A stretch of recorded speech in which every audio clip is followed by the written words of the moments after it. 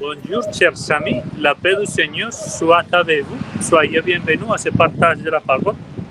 En ce 12e dimanche du temps ordinaire, la parole de Dieu nous révèle la relation de Dieu avec son peuple sous les plus belles images de mariage et de charisme.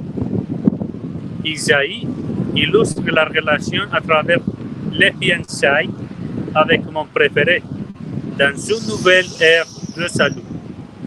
De son côté, le principe unificateur des charismes exprimé par Saint Paul dans la lettre aux Corinthiens est présent. Le Seigneur soit avec vous. Évangile de Jésus-Christ notre Seigneur selon Saint Jean, chapitre 2, versets 1 au 11. Alléluia, Alléluia, Alléluia. Gloire à toi, ô Seigneur. En ce temps-là, il y a eu un mariage en Cana de Galilée. La mère de Jésus était là. Jésus aussi avait été invité au mariage avec ses disciples. Or, on manqua de vin. La mère de Jésus lui dit, ils n'ont pas de vin. Jésus lui répond, femme, que me veux-tu? Mon heure n'est pas encore venue.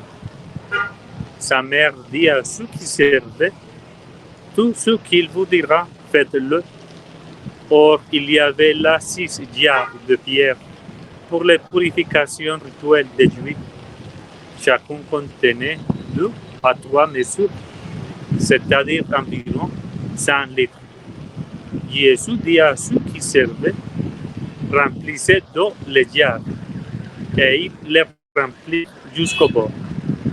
Il leur dit, maintenant, puisez et portez en haut maître du repas. Ils lui emportèrent, et celui-ci goûta l'eau changée en vin. Il ne savait pas d'où venait ce vin, mais ceux qui servaient le savaient bien. Ou qui avait puisé l'eau. Alors le maître du repas appelle le marié et lui dit, tout le monde sert le bon vin en premier, et lorsque les gens ont bien bu, on apporte le moins bon. Mais toi, tu as gardé le bon vin jusqu'à maintenant. Tel fut le commencement des signes que Jésus accomplit. C'était à Cana de Galilée. Il manifesta sa gloire, et ses disciples crurent en lui. Acclamons la parole de Dieu. Alléluia, Alléluia, Alléluia. Gloire à toi, ô Seigneur. Ils n'ont pas de vin, faites ce qu'ils vous disent. Ce sont des mots cruciaux présentés par la mère de Jésus. Son intervention est significative au début de sa prédication et à la fin du cheminement de Jésus au pied de la croix. Le centre de Marie dans l'histoire n'est pas lié à la maternité du Fils, mais en tant que disciple du Maître. Dès lors, il est tout de même curieux que son nom ne nous soit pas indiqué. La mère est un intermédiaire entre Jésus et les invités. Dans son attention attentive, elle remarque le manque manifeste. Ils n'ont pas de vin. Le vin qui, parmi ses significations bibliques, est l'exception de la vie et de la joie. Elle sait à qui faire confiance et vers qui se tourner. Jésus, le seul qui peut apporter le salut dont Israël a besoin. Qu'est-ce qu'un mariage sans amour et joie? Que pouvons-nous célébrer quand nous sommes tristes et que nos cœurs sont courts et vides d'amour?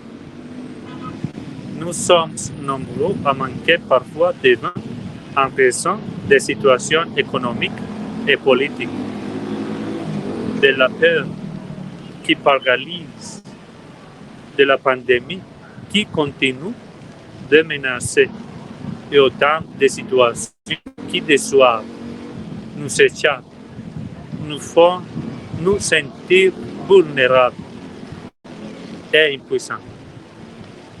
Face à une telle situation, nous avons besoin de l'aide de Dieu et de celle de nos frères et sœurs pour pouvoir revenir au centre et au sens de notre vie. Par conséquent, comme la mère de Jésus, nous devons d'abord être attentifs aux besoins des autres et offrir nos dons. Celles-ci sont éclairées par la douzième lecture de ce jour. Dieu utilise la diversité des dons et des ministères offerts à chaque être humain pour le bénéfice commun de tous. Et deuxièmement, montrer le chemin vers Jésus. Faites ce qu'il vous dira. Encouragez l'expérience de rencontrer les autres avec Dieu et une œuvre de charité pour tout le temps.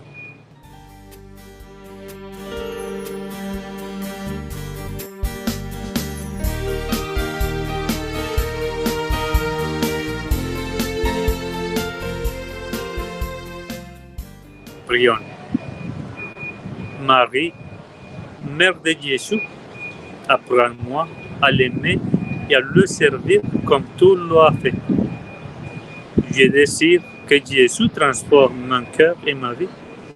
Je veux que ma vie soit magnifique, mais je ne peux le faire sans sa grâce. Apprends-moi à dire oui. Que le Seigneur vous bénisse. Au nom du Père, du Fils et du Saint-Esprit. Amen. Et à la prochaine.